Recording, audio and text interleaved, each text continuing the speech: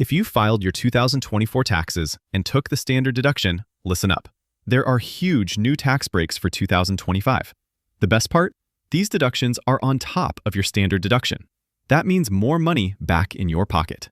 First, a major boost for seniors age 65 and up. You can claim an additional $6,000 deduction per qualifying person. That's up to $12,000 for a married couple. If you are 65 or older and meet the income limits, this deduction is yours. You don't need to itemize. Second, if you bought a new car in 2025, you could save big on your loan interest.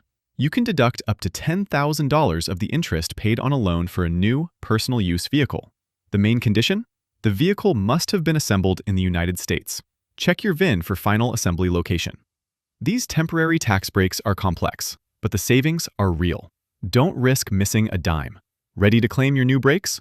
Call Starner Tax Group to maximize your 2025 return. Link in bio to book your appointment.